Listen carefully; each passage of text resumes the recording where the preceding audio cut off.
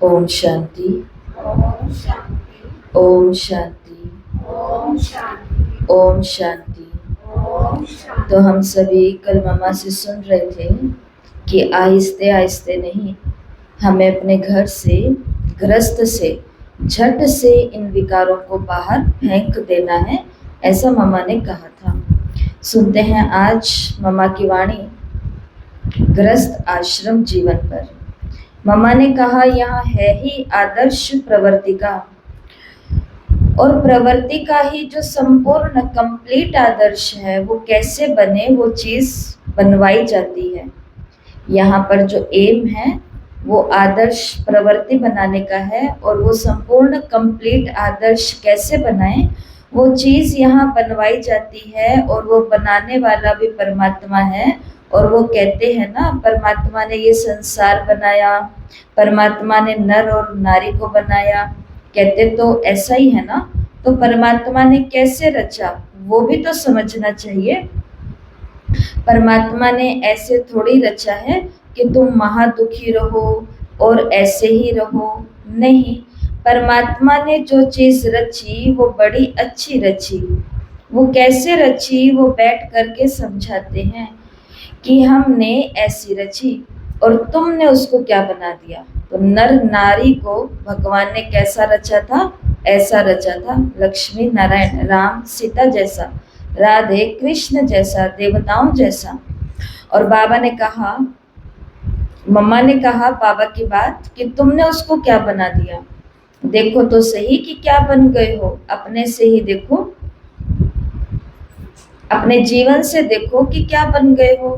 दुखी, रोगी, अकाले मृत्यु और संसार के कई दुख हैं, ये मैंने थोड़े ही बनाए। इसलिए बाप कहते हैं मैंने क्या बनाया, नर और नारी।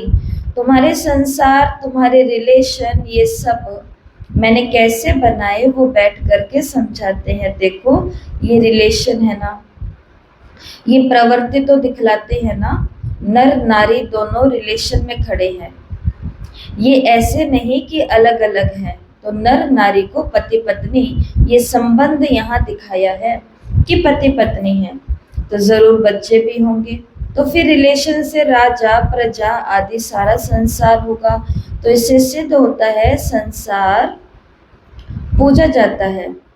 बाप कहते हैं तुम्हारा संसार क्या था, बड़ा पूजनीय था, और अभी देखो क्या हो गए हो, दुखी, कंगाल, मोहताज। अभी मरो तो मरो, रोगी बनो तो बनो। मनुष्य क्या कर सकते हैं, कुछ कर पाएंगे? अभी हम एक दूसरे के लिए, चाहे हम कितने भी एक दूसरे के क्लोज हैं, कुछ भी कर सकते हो। फिर देखो मनुष्य भी कितना अपना अभिमान रखते हैं। माना मम्मा क्या कह रही है कि हो गए हैं हम दुखी, कंगाल, मोहताज, अभी मरे कि मरे, रोगी बने कि बने, लेकिन अभिमान कितना है हमें इंसान को अपना, उसकी तो कोई सीमा ही नहीं है। हम ये बड़े फर्ज अदा करते हैं भाई, गृहस्थ के तो फर्ज अदा करते हैं ना। मम्मा ने कहा अभी गृहस्थ के फर्ज अदा नहीं करोगे तो क्या करोगे? कौन कहता है कि फर्ज अदा ना करो? रची है तो अदा तो करने पड़ेंगे ना। तो मम्मा ने कहा गृहस्थी के फर्ज अदा ना करो, ये आपको किसने कहा? कौन कहता है कि फर्ज अदा ना करो? परंतु फर्ज पालन करने की ताकत अभी कहाँ है। अभी बाप बैठा है, बच्चे को कुछ होगा, बाप क्या कर सकता है? कुछ करेगा? कुछ भी नहीं कर सकता। भले चलो धन होगा, पैसा होगा, करके उसका कुछ इलाज करेंगे बस ना। परंतु कोई कर्म का ऐसा कड़ा हिसाब है, सब कुछ होते हुए भी कुछ नहीं कर पाता, तो फिर क्या करेगा? उसको किस्मत ही कहेंगे ना। तो फर्ज हुआ ये, जो किस्मत पर आखिर बात लगानी ही पड़े, कर्म पर, किस्मत पर बात लगानी पड़े, तो इसको थोड़े कहेंगे कि फर्ज हुआ। वो तो फिर किस्मत के वश हुआ, जो कर्म किए उसके वश हुआ। तो फिर कहेंगे ना जो कर्म किया है उसका ही पाना है। तो मम्मा ने कहा फिर क्यों कहते हो कि हमने ये फर्ज किए? फर्ज तो वो हैं जो अपने बच्चों को अपनी भी जो ड्यूटी है उसमें पूर्ण चला सको, परंतु चलाने की ताकत अभी कहाँ है। हमारे सामने हमारा बच्चा मोबाइल, ना केवल मोबाइल परंतु मोबाइल के अंदर हमें पता है ये वो बहुत बुरी चीज, नाचना कूदना फालतू की चीजें हैं वो देख रहा है। आज किसी भी माता पिता में इतनी ताकत है कि वो अपने माता पिता का पूरा फर्ज अदा करता हुआ उसके हाथ से ये बुरी चीजें छीन ले। ताकत है? नहीं है। हम तो इतने ताकतहीन बन चुके हैं कि उसको देने वाले भी हम, उसके साथ बैठ करके देखने वाले भी हम ही हैं। तो मम्मा की हमको वाणी समझ में आ रही है ना? मम्मा के कहने का भाव है कि अपनी गृहस्थी, उसके अंदर बच्चे तो लाना परंतु फिर उनको चलाने की पूरी ताकत भी रखना, ड्यूटी भी पूरी संभालना। तो वो ताकत नहीं है ना, तो बिना ताकत के अभिमान रखना कि हम तो फर्ज अदा कर रहे हैं। मम्मा ने कहा फर्ज अदा हो कहाँ रहा है? स्त्री के बैठे पति चला जाता और फिर कहाँ है फर्ज? नहीं, तो लो ही नहीं है। वो हमारे जीवन का लो था। कभी स्त्री के बैठे पति नहीं जाता था। कौन सी दुनिया में? सतयुग में, त्रेता में। तो मम्मा ने कहा वो था लो, यानी स्त्री विडो नहीं हो सकती थी। कभी विडो शब्द था ही नहीं। लेकिन आज कहाँ है?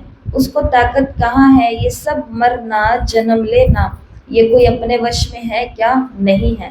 लेकिन जो दुनिया भगवान ने रची थी उसके अंदर तो मृत्यु अपने टाइम पर हमारे वश में ही थी। माना हमें बचपन से ही पता था कि इतनी उम्र में आते आते खुशी खुशी से नहीं है ना, इसका कुछ हम नहीं कर सकते हैं।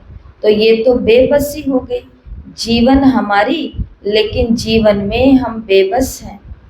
जीवन को हम अपनी तरह से और अपने सुख के पूरे साधन की तरह से चला ही नहीं सकते हैं। नहीं तो जीवन हमारा सुख का साधन है ना। जीवन काहे के लिए है? जीवन मुक्ति के लिए है, जिसमें कोई दुख का नाम ना हो। लेकिन अभी है कहाँ? यहीं बैठ करके बाप समझाते हैं जो तुम्हारी लाइफ है, लाइफ पा करके तुम सदा सुखी रहो, उसके लिए है।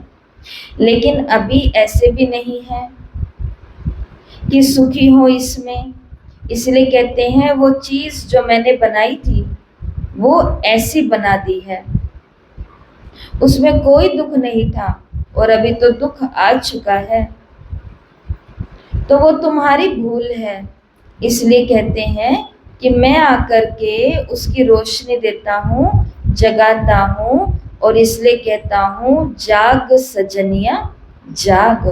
अभी कुछ तो आंखें खोलो कि तुम कहाँ ये भूल से अपना दुख का सब बना करके उसमें सो गए हो। दुख की रचना रची और उसी दुख की रचना में सब सोए हुए हैं। आध्यात्मिकता में चलने के लिए, नई दुनिया में जाने के लिए, सुखी गृहस्थी संसार बनाने के लिए कहते हैं। तो जो मम्मा ने कहा, लोग हमको क्या बोल देते हैं कि भाई आपको क्या पता, हमें कई फर्ज पूरे करने पड़ते हैं, आपको तो बच्चे आदि है नहीं, आपको क्या पता, हमें तो फर्ज करने पड़ते हैं। इसलिए अभी हमें आध्यात्मिकता में चलने का, ये ज्ञान योग करने का। मम्मा ने कहा कि बाबा क्या कह रहे हैं? अभी रोशनी दे रहा हूँ, जगा रहा हूँ, आंखें खोलो, ये देखो कि कहाँ हम भूल करके दुख का सब कुछ बना करके और उसी में ही सो गए हैं। अभी जागो, अभी नवयुग आता है, अभी फिर से ऐसी नई दुनिया बनने का टाइम आया हुआ है। तो अभी जाग करके उसके लिए तैयारी करो और उसके लिए अपना पुरुषार्थ रखो। तो हम सभी को पता है ना ये बातें मम्मा किनको कह रहे हैं? ये बातें हमें, जो हम सामने बैठे हैं, जो हम बाबा के बच्चे बन गए हैं, ये बातें बस उनके लिए है। हमारे जो रिश्ते हैं, हमारे जो अड़ोस पड़ोस हैं, हमारे जो मित्र संबंधी हैं, उनको हम ऐसा बनाएंगे। लेकिन बाबा ये बातें किसको कह रहे हैं? मम्मा ये किसको कह रहे हैं कि आप जाग जाओ, आप ये पक्का कर लो कि मुझे अपनी तरफ से, अपनी गृहस्थी के अंदर से अज्ञानता को या दुख को या सोने को अब खत्म करना है। क्योंकि अब टाइम आ चुका है नई दुनिया का, तो अभी उसकी तैयारी करो और उसके लिए पुरुषार्थ रखो। अभी ये बैठ करके समझाते हैं, तो ये अच्छी बात है ना अच्छी बातें समझा रहे हैं ना, अच्छी बातें ही हैं। तो मम्मा की तस्वीर सामने होती है तो बीच बीच में सुनते सुनते मम्मा को देखते हैं ना, तो ऐसा लगता है कि मम्मा ही है जिसने ये प्रबंध रचा है कि सुनो वो जो मेरे मुख से निकला भगवान के मधुर बोल। मम्मा ने कहा तो ये तो अच्छी बातें बैठ करके बता रहे हैं ना, इसको क्या कहेंगे, इसको क्या घर गृहस्थ को बिगाड़ना कहेंगे? ऐसा कहेंगे कि ब्रह्मा कुमारियों के पास जाते हैं तो गृहस्थी बिगड़ जाती। मम्मा ने कहा क्या यहाँ कुछ बिगाड़ने के लिए कहा? ये तो और ही हमारे घर गृहस्थ में बल यानी ताकत यानी शक्ति यानी पावर, जिसको कर्म श्रेष्ठ की धारणा कहा जाता है, वो बैठ करके यहाँ कराई जाती है। तो ये चीज समझनी है, परंतु कई बहुत है ना जो ना समझने के कारण या मिसअंडरस्टैंड होने के कारण, एक होता है समझ में नहीं आई और एक होता है मिसअंडरस्टैंड, थोड़ा सा कुछ और समझ लिया। एक तो होता है मुझे कुछ समझ ही नहीं आया, और एक है कि हमने कुछ और समझ लिया। कुछ समझ नहीं आया ये वाले ठीक रहते हैं कि हमें तो ओम शांति में गए कभी ज्ञान ही समझ में नहीं आया, तो ये कोई बुराई नहीं करेंगे क्योंकि इनको तो कुछ समझ ही नहीं आया। लेकिन जिन्होंने कुछ और समझ लिया, जिन्होंने कुछ और समझ लिया, वो लोग निंदा करने वाले निकल जाते हैं क्योंकि उन्होंने अपने दिमाग से कुछ और समझ लिया। मम्मा ने कहा कई हैं जो ना समझने के कारण और कई हैं जो मिसअंडरस्टैंड होने के कारण समझते हैं कि शायद यहाँ ऐसा कुछ सिखाया जाता है, परंतु नहीं, यहाँ ऐसी बातें नहीं है। गृहस्थी को बिगाड़ना सिखाया जाता है, पर मम्मा ने कहा नहीं नहीं, यहाँ ऐसी बातें नहीं है। तो मिसअंडरस्टैंड कौन करते हैं? मिसअंडरस्टैंड जैसे आप माताएं यहाँ बैठी हैं, हम बाप मम्मा की मुरली सुन रहे हैं, यहाँ पर जो बैठी है वो बैठे बैठे ये सोचे कि ये मेरे लिए कहा जा रहा है। भाई मेरे 200 जनों के परिवार में से मैं अकेली ज्ञान में चलती हूँ ना, तो ये मेरे लिए है कि मुझे मेरी गृहस्थी को बनाना है। मिसअंडरस्टैंड होने का मतलब ये होता है कि हम यहाँ बैठे हैं, मैं तो अपनी गृहस्थी को अच्छा बनाऊं, ये वाला कुछ सिस्टम शुरू करूं ना करूं, लेकिन घर जाके अपने रिश्तेदारों को फोन करके या सामने जो बहू बेटियां हैं उनको कहना शुरू कर दूं कि भाई बाबा कहते हैं घर गृहस्थ में रहो तो पवित्र बन करके रहो, खान पान की शुद्धता करके रखो, ऐसे मत करो ऐसे मत करो। पर पहले ये बात किसके लिए है? हमारे लिए है। हम बनाएंगे अपने घर को नर नारायण और नारी लक्ष्मी का स्थान, क्योंकि ताकत तो हम ले रहे हैं ना बाबा से, हमें तो बल्कि उनको देनी है। तो ऐसे मिसअंडरस्टैंड कर लेते हैं कभी कभी। तो मम्मा ने कहा यहाँ तो सिखाया जाता है कि अपने घर गृहस्थ को और ही सुख के संबंध से चलाओ, लेकिन उसमें ताकत आनी चाहिए। ये भी कर्म के हिसाब से सब चलता है ना, कोई पति बना कोई पत्नी बना, कोई बाप बना कोई बेटा बना, ये सब क्या है? ये सब कर्म के हिसाब किताब है। यही मेरी पत्नी आकर के क्यों बनी? क्योंकि इसी आत्मा के साथ पिछले जन्म में कोई लेन देन करके आए थे, और लेन देन बहुत ही जबरदस्त था, इसलिए बिल्कुल नजदीक का रिश्ता करके बन गया, पत्नी बन गई। यही मेरी बेटी क्यों बनी? क्योंकि कुछ कर्म साथ में आत्मा के करके आए थे, तो यही बिल्कुल नजदीक में आकर के बनी। ऐसा तो मम्मा ने कहा ये तो जो रिश्ते बने हमारी गृहस्थी के अंदर, तो ये भी दिमाग के अंदर कॉन्शियस रखनी है कि ये कर्म के हिसाब से बने हैं। अभी ध्यान से सुनना, मम्मा हमारे घर को सुंदर चलाने के लिए कुछ टिप्स दे रहे हैं। तो ये कर्म का हिसाब है, तो कर्म के हिसाब में ही बल अब भरना है, जो तुम्हारे कर्म का खाता अच्छा चले। माना मैं पत्नी हूँ तो मेरे को अच्छी पत्नी, एक धर्म पत्नी कैसे होती है वैसे रहना है। अगर मैं एक बेटी हूँ तो एक अच्छी बेटी कैसे होती है वैसे बनना है। अगर मैं एक बहू हूँ तो एक अच्छी बहू कैसे होती है, अच्छा पति कैसे होता है, अच्छा पिता कैसे होता है। मम्मा ने कहा पहले तो अपने आप के अंदर क्या चेंज लेकर के आना है कि जो रिश्ता आप बने हो उस रिश्ते के अंदर बल भरना शुरू करो। कमजोर पत्नी नहीं बनना, कमजोर माँ नहीं बनना। कमजोर माँ कौन होती है? जैसे एक न्यूज आई थी, एक बच्चा ऊपर से नीचे गिर गया, छोटा सा बच्चा ऊपर से नीचे गिरा और माँ बाई चांस नीचे ही थी बिल्डिंग के नीचे, तो जैसे ही माँ ने बच्चे को गिरते हुए देखा, उसने ये एक्शन नहीं लिया कि मैं फटाफट से अड़ोस पड़ोस वालों को बोलूं, एम्बुलेंस को बुलाओ, हॉस्पिटल लेके जाना, अपनी गाड़ी निकालो। ऐसा कुछ नहीं हुआ। जैसे उसने अपने छोटे बेबी को गिरता हुआ देखा, वो वहीं पर ही बेहोश हो गई। फिर पड़ोसियों ने एम्बुलेंस को बुलाया। अब एम्बुलेंस 2 लोगों को हॉस्पिटल लेकर के गई, तो बच्चा भी अच्छा रहा, उसको कुछ नहीं हुआ। नर्स बेहोश नहीं हुई, लेकिन माँ बेहोश हो गई। तो माँ थोड़ी सी क्या हो गई थी, कमजोर हो गई थी। मम्मा हमको ये शिक्षा दे रही है, पत्नी हो, पति को कोई नुकसान हो गया तो दुखी नहीं होना, रोना नहीं, तनाव में नहीं आना, भगवान से शक्ति लेकर के धर्म पत्नी बन करके उसको शक्ति देने की, बाबा आप भी उनको सद्बुद्धि दो, बाबा आप भी उनकी टांग ठीक करो, बाबा आप भी उनका बिजनेस चलाओ, आप भी सेठ हो बाबा। हम समझ रहे हैं ना मम्मा की बातें। मम्मा ने कहा ये जो रिश्ता बना है ना आपका, कोई पत्नी पति, बाप या बेटा, ये सब कर्म का खाता खुला है, लेकिन आप जो रिश्ता बने हो वो भल निभाओ, लेकिन अभी उसमें बल भरो, तो आपका वो खाता अच्छा चलेगा। ये तो और ही कर्मों के खाते को सुधारने की सीख है, बाकी इसमें और कोई बात नहीं है। हाँ, वो सन्यास जो है उसमें, जिसमें घर बार छोड़ करके जाते हैं, वो तो सीधा ही घर बिगाड़ने की बात है।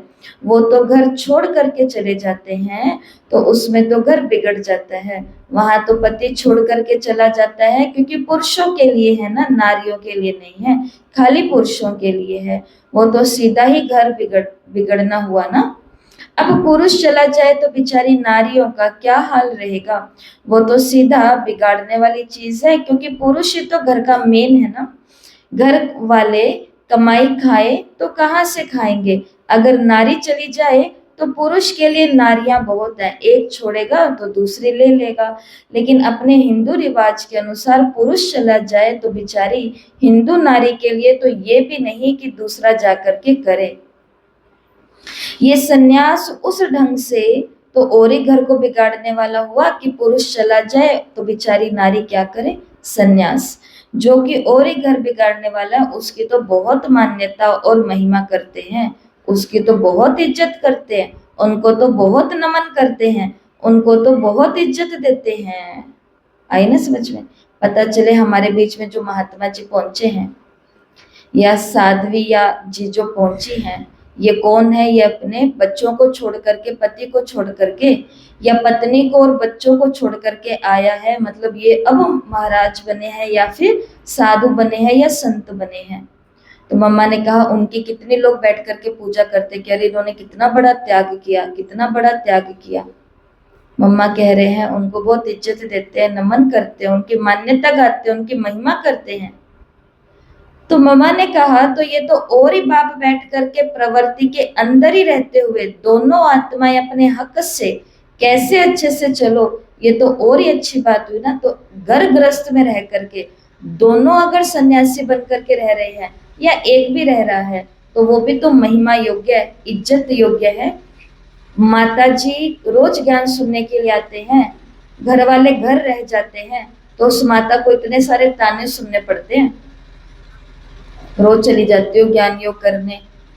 ये जो माताएं अपना रास्ता खोलती हैं कि आकर के 1 घंटा बैठ के, ये इतना सा 1 घंटा अपना हक लेने के लिए पहले कितने साल तक कितनों की बातें सुननी पड़ी ना। पड़ जाती है, बीच बीच में पड़ जाती है। मम्मा यही बात ही कह रहे हैं कि फिर यहाँ पर ऐसा क्यों होता है, जबकि यहाँ तो किसी को भी कुछ छोड़ने के लिए नहीं कहा जाता। बाप बैठ करके अपनी पवित्र प्रवृत्ति का आदर्श सुनाते हैं कि कैसे दोनों पवित्र रह करके चलो, क्योंकि दोनों का हक है, दोनों ही आत्माएं हैं, और दोनों ही आत्माएं बाप की संतान हैं। तो तुम दोनों का हक है। ऐसे नहीं कि उस आत्मा का हक नहीं है, नहीं, उसको भी हक है, तुमको भी हक है, दोनों को हक है। इम्प्योर दोनों हुए हो ना, तो पवित्र बनने का हक भी दोनों को है। क्योंकि मेरा साथी जो है, या मेरी साथी जो है, वो भी एक आत्मा है, और वो भी परमात्मा की संतान है। आगे मम्मा ने कहा ऐसे नहीं कि एक इम्प्योर हो और एक प्योर हो, ऐसे रहेंगे तो फिर संसार कैसे चलेगा।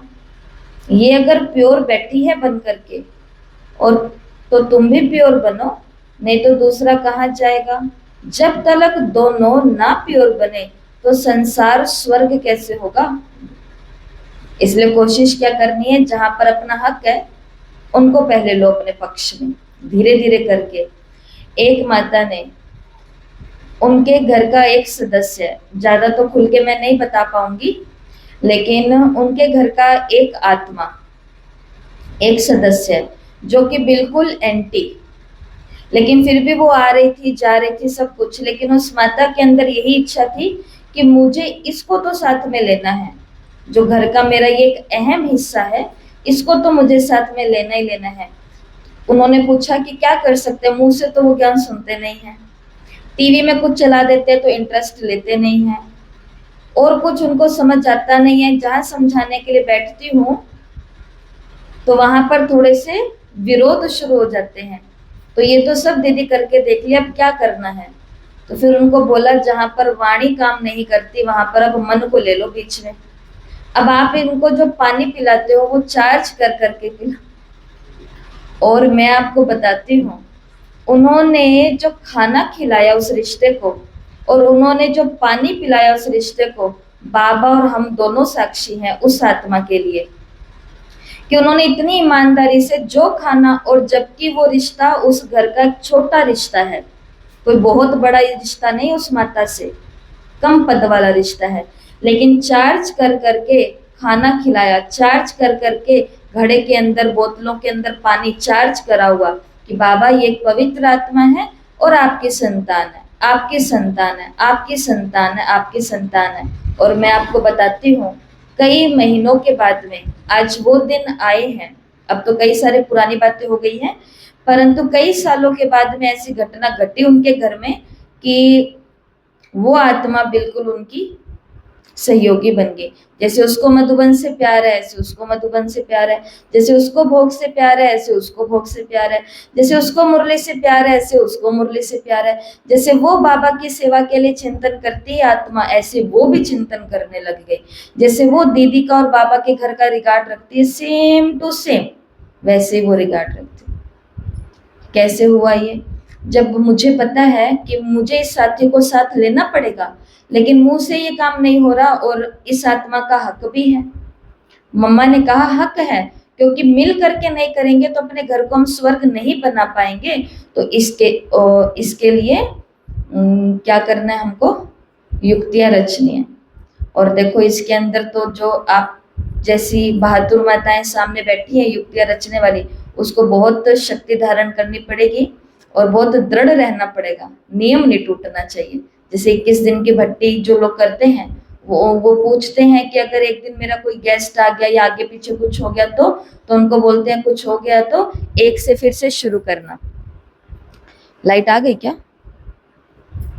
पंखे वाला निकाल दो, बस व्हाइट वाला स्विच निकाल दो, काले वाला रहने दो और फिर स्विच ऑन कर लो।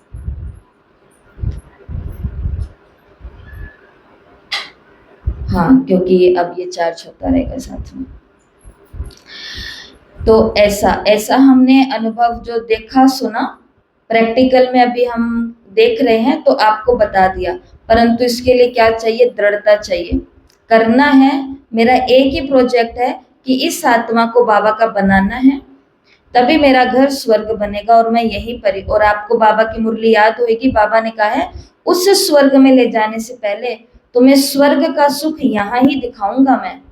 तो वो हक हमें बाबा के साथ योग लगा करके तो लेना ही पड़ेगा।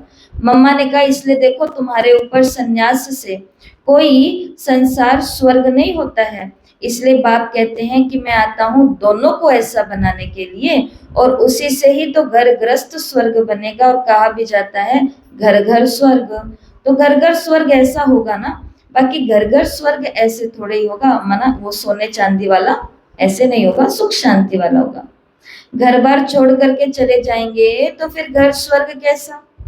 तो घर घर को स्वर्ग बनाना है ना, तो घर घर स्वर्ग कैसे बने, उसकी ये प्रैक्टिस बाप प्रैक्टिकल में बैठ करके अभी कराते हैं। और हम सभी को बहुत इस बात पर प्राउड होना चाहिए, गर्व होना चाहिए कि हमारी संस्था के अंदर 25-26 साल के युगल बिल्कुल न्यूली मैरिड और 80-90 साल वाले युगल माना इतने बुजुर्ग युगल, ऐसे कई सारे जोड़े हमारे इस यज्ञ के अंदर हैं, जो छोटी उम्र के भी हैं, मध्यम उम्र के भी हैं, बाल बच्चों वाले, और जो बुजुर्ग उम्र के भी हैं, लेकिन दोनों दोनों मिल करके अपने जीवन को बाबा के कार्य में और अपने घर को मिल करके पढ़ते हैं, मिल करके सेवा करते हैं, मिल करके मधुबन चलते हैं। तो बाबा ये बातें यहाँ प्रैक्टिकल, तो ये कहने की बातें नहीं है, इस संस्था में ऐसे कई उदाहरण है अगर हम देखेंगे तो। आप सभी ने सुना होगा, एक हार्ट के डॉक्टर हैं दिल्ली के अंदर, मोहित गुप्ता भाई, मोहित गुप्ता जी है ना, उनकी बहुत अच्छी क्लासेस आती है, मधुबन में भी आपने सुनी है, यूट्यूब पर भी सुनी होगी। तो उनके बुआ जी को ज्ञान मिला, उनके परिवार के जो बड़े थे उनको ज्ञान मिला, उर्मिला दीदी है दिल्ली के अंदर ही, तो वो ज्ञान में आए, बुआ ज्ञान में आई, फिर इनके पापा ज्ञान में आए, मम्मी ज्ञान में आए, बेटा ज्ञान में आया, बेटी ज्ञान में। घर के अंदर 4 जने हैं, चारों डॉक्टर हैं, और चारों ही जने एक ही घर के अंदर रह रहे हैं, और चारों ही जने एक ही बाबा की सेवा का कार्य कर रहे हैं। डॉक्टर का काम भी कर रहे हैं अपना, और साथ साथ में अपने घर गृहस्थ को स्वर्ग बना करके वैसे भी रह रहे हैं। ऐसे कई सारे उदाहरण हैं। अब ऐसा मॉडल बोलो, शुभ शुभ बोलना है मम्मा के आगे, ऐसा मॉडल हमें भी बनाना है। तो जिसमें दृढ़ता है, तो मम्मा बाबा ये 2 हाथ हैं जो हमें फुल सपोर्ट करने के लिए तैयार है। बस संकल्प रखो, पानी चार्ज करके अमृत वेले बाबा का हाथ रखाओ, 5 बारी पूरे दिन में बाबा को अपने घर के अंदर बुलाओ, बाबा की गोदी में उसको बिठाओ।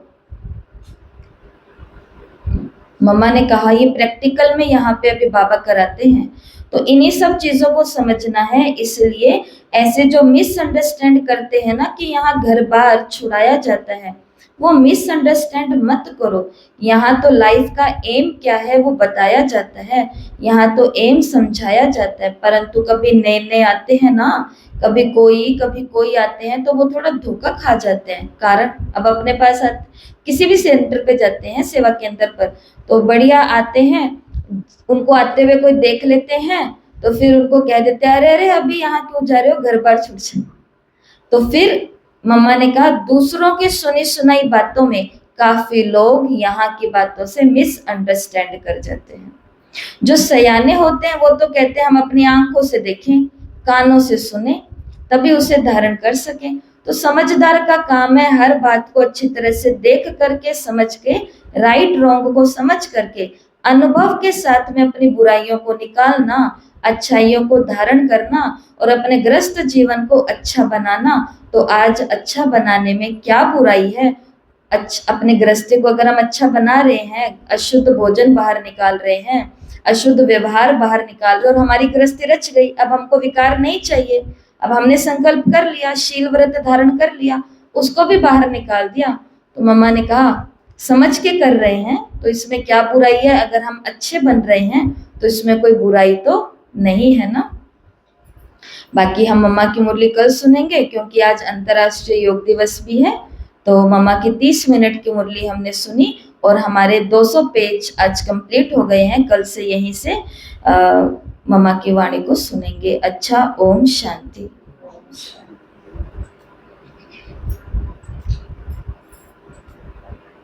रेड लाइट कर दो।